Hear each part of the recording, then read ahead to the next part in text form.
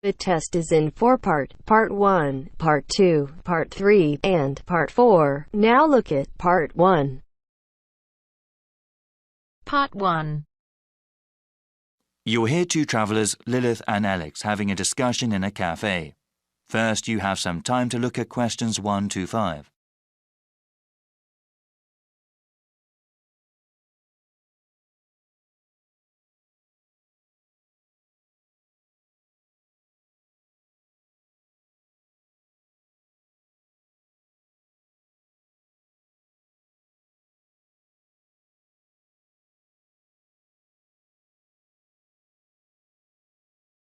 Now we shall begin. You should answer the questions as you listen, because you will not hear the recording a second time. Listen carefully and answer questions 1 to 5. Hey, Alex, are you okay? I was worried something happened. Oh, sorry for being late. I drove down the wrong highway and got lost. Don't worry, it's only been 20 minutes. Actually, I just looked at some Austin tourist websites. I got some tea. You want anything? Yeah, I think I'll have some tomato juice. It's just what I need right now. Yes, it's really hot and humid out right now. I think I'll get iced tea this time around. So you went on the wrong highway, huh? For sure. I've never driven in this area before, right? So after I pick up the rental car from the airport, I try to follow the map to the downtown area here. Unfortunately, there was a lot of road construction going on, and I went south on the highway instead of going north. After a few minutes, I realized I was going the wrong way, so I exited the highway and came back up here. Well, I'm glad you're here, okay? Did everything go well at the car rental place? Oh, yeah, it went very well. The business owner was kind of a strange person, really tall and thin. He had a bushy beard and moustache. He was also wearing a cowboy hat. I'd never quite seen anyone quite like that before. I guess every place in the world has eccentric people. Yeah, definitely. But he told me about all these great places to eat around here. He said they have some really great Mexican food in the area. That's great. I haven't had that in such a long time. We definitely have to go to a place for dinner. Well, I want some more iced tea. How about you? Yeah, I need to order still. You know what? I think I'll get one of their sandwiches too. They look really good. Okay, let's order then. Before you hear the rest of the discussion, you have some time to look at questions 6 to 10.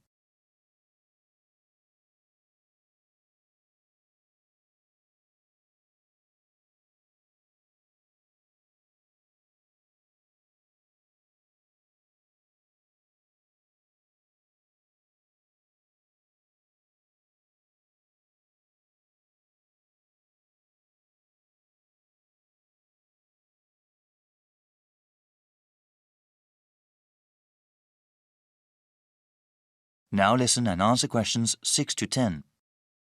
Now then, what are we going to do today? I was thinking it would be nice to see the state capitol and then maybe the university. Well, according to the website, let me see. The state capitol has tours only on Mondays, Wednesdays, and Fridays. Yeah, if we went there, it would be much better to go on a guided tour. Oh, wait. Yes, there are tours on Mondays, Wednesdays, and Fridays, but also on Saturdays. The university site lists a lot of places that are interesting, so maybe we can spend most of the day at both the Capitol and there. We should definitely go to the lake after that as well, and even spend the night camping there. Great plan. Is there anything else you found online? Yeah, I know you studied biology, so I was thinking that the park would be good. They have a pretty unique collection of trees and plants. They are open Monday through Saturday, so we can go there anytime. There's also the mountain. There are some photos on the website. It looks like they have some great views of the city, and I definitely want to do some hiking. Yes, we would have to take another day for the park and the mountain. But you know, the guy at the rental place was talking about the weather. It seems that there will be a pretty bad storm coming tomorrow. We need to plan around that since it won't be good to be outside when it comes. Certainly not. It's not worth hiking somewhere if the weather is terrible. You know, we can go to the park and the mountain today and then go to the indoor places, the Capitol and the university tomorrow. It'll be hard to get around in the rain, but at least we'll be inside. I agree. By the way, how much are these places? All of them are free except for the park. Wait, I'm not sure about the Capitol tour. Yeah, they don't charge anything for the guided tours. All right then, we'll go hiking first and then relax at the park. Then we can camp at the lake. We'll go to the capital and the university tomorrow. Yeah, this is one of the best universities in the country, especially known for their art programs. Really? Yeah, I heard about that. They have some art galleries there too, ones with some good modern art. Wow, it seems like that's a lot for us. Yeah, I'm really excited about camping at the lake. The sunsets are supposed to be beautiful there.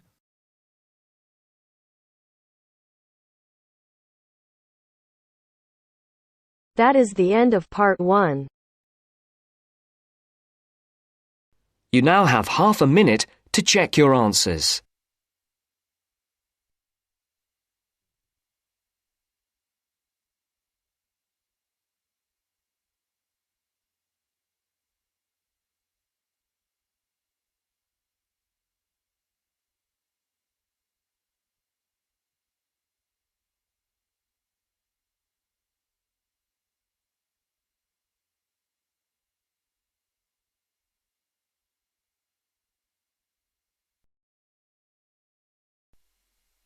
Now turns to part 2.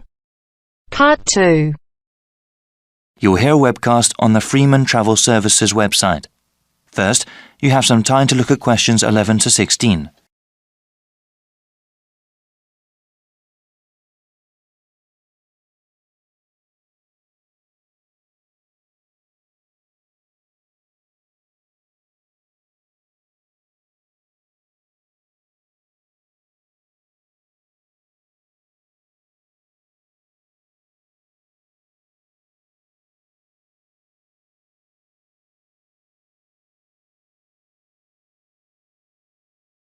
Now listen to the first part of the webcast and answer questions 11 to 16. Welcome to the Freeman Travel Services website. We appreciate your visit. Please listen to this introductory webcast for general information. You can click another link at any time. For webcasts in other languages like Spanish or German, please click on the links above the media player. From this website, you can access audio information on our latest travel offers. If you have already made a reservation with us previously and would like to check on its status, please click on the reservations link in the upper right-hand corner of the page. We also have information regarding our new line of Extreme Tour packages. Thank you for choosing Freeman Travel Services as your guide. This webcast will explain our recently developed line of Extreme Tour packages. These special vacations were made for those with adventure in mind. We have already gotten awards from a highly regarded travel agency association for these tours. Here at Freeman, we want to help you create memories that last a lifetime. These are not your everyday ordinary tour packages. On these excursions, you will have the chance to challenge yourself and grow as a person. How many other travel agencies can claim to help you do that? We currently offer extreme tours on 3 different continents. In South America, we have programs in Brazil, Peru, and Argentina. In Southeast Asia, you can go to Thailand or Vietnam. Finally, we just recently started selling spaces for tours in Australia. We also plan to offer more locations around the world in the coming year. Please check this website for future updates. There are highly trained people guiding you on every one of our tours. For those independent travelers, don't worry, there are plenty of opportunities available to explore on your own. Whenever you purchase one of our tour packages, we do our best to accommodate you. Round-trip airfare to your destination is included, along with any accommodation and transportation needed in that country.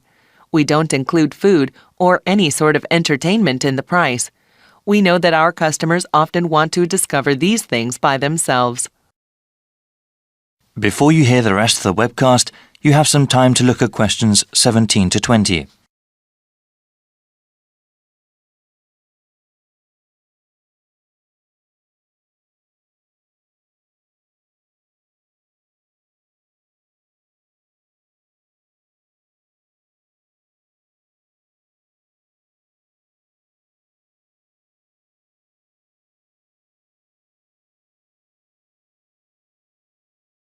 Now listen and answer questions 17 to 20. Following is a brief summary of some of the tours that we offer. Peru is home to an ancient civilization. The Andes Mountains provide stunning views to enjoy when you go hiking and camping on our 5-day tour package. There will also be an opportunity to see ancient ruins and also to go whitewater rafting. The people in Peru are very friendly, and you will not forget their generosity and warm hearts. Another extreme tour package we have is in Thailand. They have a very unique culture there, and even our 7-day vacation there might not be enough to see everything. The tour includes an overnight stay on a riverboat, parasailing, and a visit to one of Thailand's biggest cities, Chiang Mai. We also have an excursion to an elephant ranch that you do not want to miss. Finally, we have something really special for you in our newest vacation package in Australia. We have over 2 weeks of activities, that is 14 days, which take you from the Gold Coast to the Outback and to some of the continent's most exciting places. Go on this tour if you want to scuba dive with thousands of tropical fish at the Great Barrier Reef. See the awesome beauty of Australia's deserts, and party in some of the best clubs and bars in the country. Thank you for considering Freeman Tours. I invite you to look at the comment board on this website. There you can read the testimonials of all the people who have gone on our tours.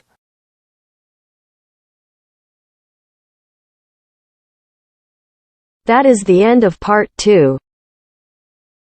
You now have half a minute to check your answers.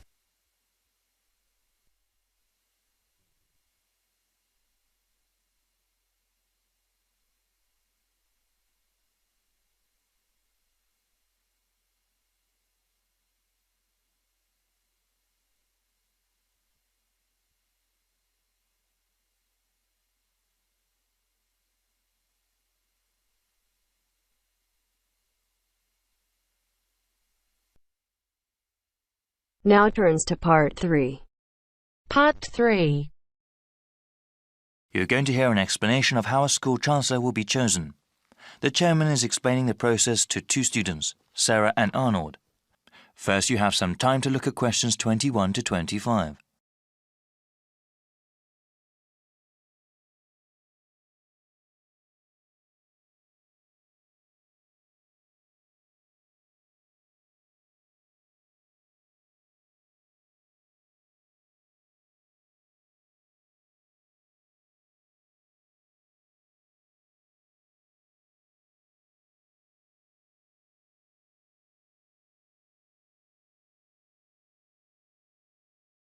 Now listen carefully and answer questions 21 to 25. Good evening, everyone. I hope you've both taken a look at the documents given to you. As student members of the University Chancellor Selection Committee, you will help to select a new Chancellor for our university. This person will be responsible for the operations, academics, and budget of the university. Today, I want us to talk about getting feedback from other students and about the selection process. Okay, so what exactly will our roles be? You both are full members of the committee representing the interests of the student body. When we go over the applicants for Chancellor, your votes will count the same as other committee members. The same as other faculty and administrators? Okay. Indeed. It is important to have student input in the selection process. That will be part of your duties as committee members, to talk to the student body and get a feeling for what they want in a new Chancellor. You will report back to me, the committee chairman, and then talk to the rest of the committee. I suggest that you contact the student newspaper and ask them to do some sort of survey. You both can also talk to the heads of various student organisations and gauge their opinions. All right, what sort of questions should we ask? Well, if you know of any issues important to the student body as a whole, you can ask them about that. I know that there was a recent increase in student fees. Since the Chancellor is in charge of the budget process, he or she will certainly be involved with that. That is one topic that everyone can be asked about. A question about financial issues? Okay. You also mentioned going to different student groups. I was wondering, would that be appropriate? If the Chancellor is the head of the whole university, is it that important to ask the opinions of a smaller individual organisation? Definitely. They may be smaller organisations, but they often represent a wide number of students. It would be in the best interests of the school to have a chancellor that understands the needs of not just the community as a whole, but of the different parts that make up that whole. I see. I guess it would be best to contact the leadership group of each club and group. Yes, actually, that would probably be the most efficient way to get their opinion. Before you hear the rest of the explanation, you have some time to look at questions 26 to 30.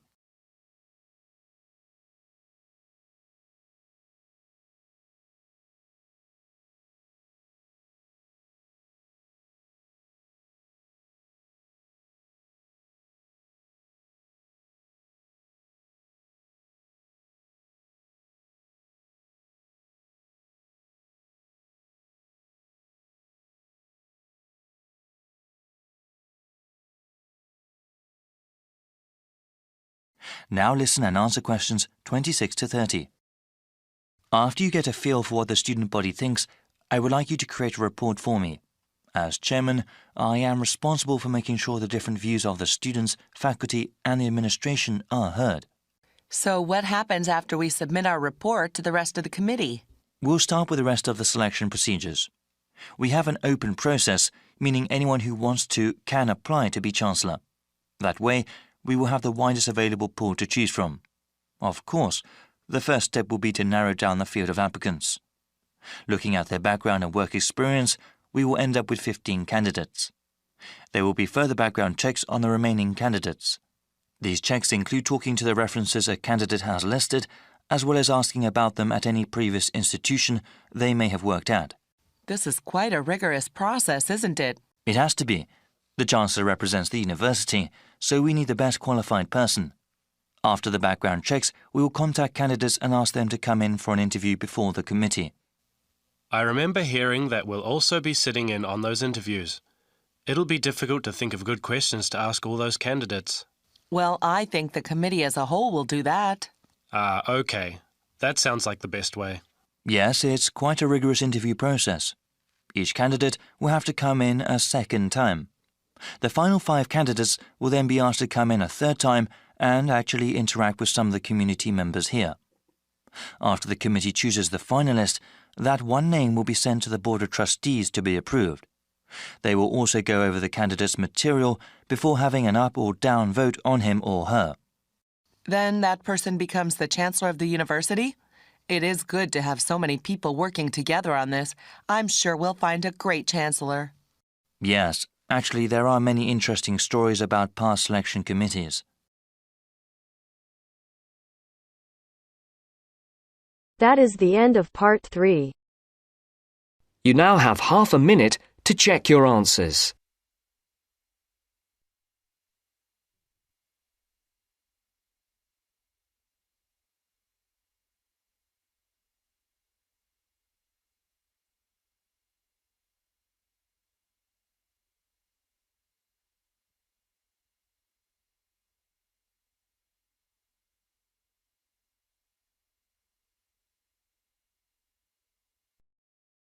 Now turns to part 4. Part 4. You are going to hear a lecturer giving a talk on archaeology. First, you have some time to look at questions 31 to 40.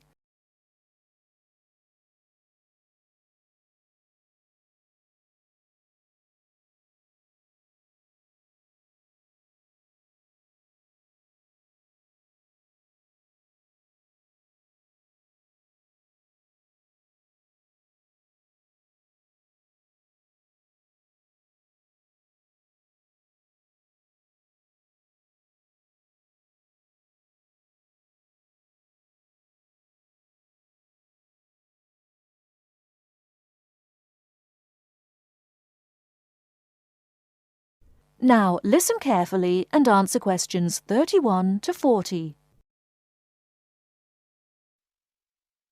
Many thanks for inviting me along today to talk to you about the results of some very interesting recent archaeological research. The saying, "you are what you eat," is often applied to present-day dietary advice.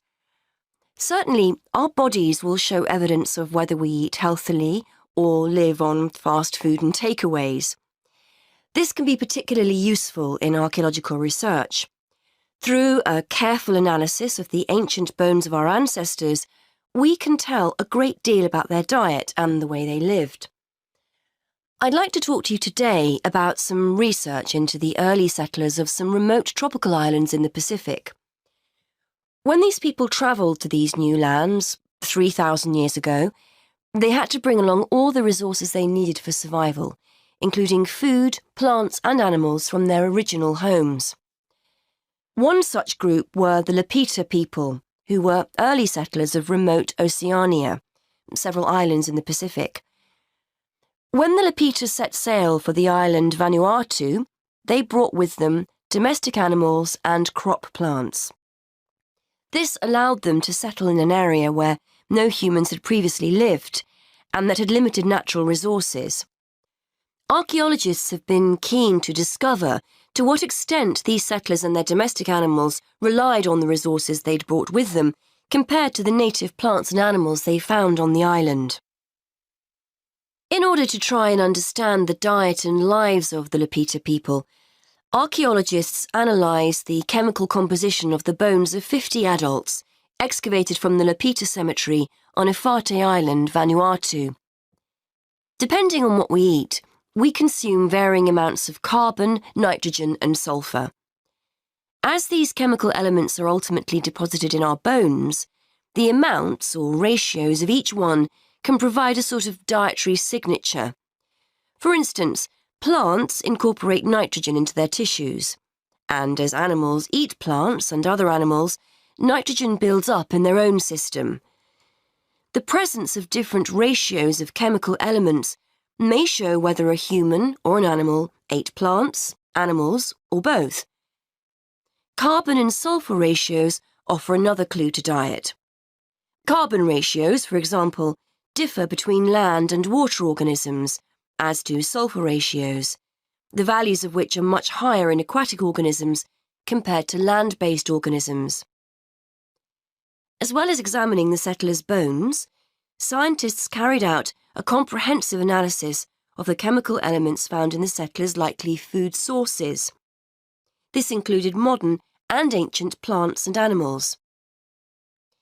They found that early Lapita inhabitants of Vanuatu may have searched for food rather than relying entirely on food they'd grown themselves during the early stages of colonization. In the longer term, they probably did grow and consume food from the resources they'd brought with them, but early on, they appear to have relied as much on a mixture of fish, marine turtles and fruit bats, as well as their own domestic land animals. They also provide clues to the culture of the settlers. For one thing, males had much higher nitrogen levels compared to females, which indicates greater access to meat. This difference in food consumption may support the hypothesis that Lapita societies were ranked in some way, or it may suggest dietary differences associated with the work people were involved in. Additionally, the archaeologists analysed ancient pig and chicken bones and found that carbon levels in the settlers' domestic animals indicated that they were eating a diet mainly of plants. However, their nitrogen levels indicate that they may also have roamed freely, eating foods such as insects. This would have allowed the Lapita people to keep food resources that were in short supply for themselves, rather than feeding them to their domestic animals.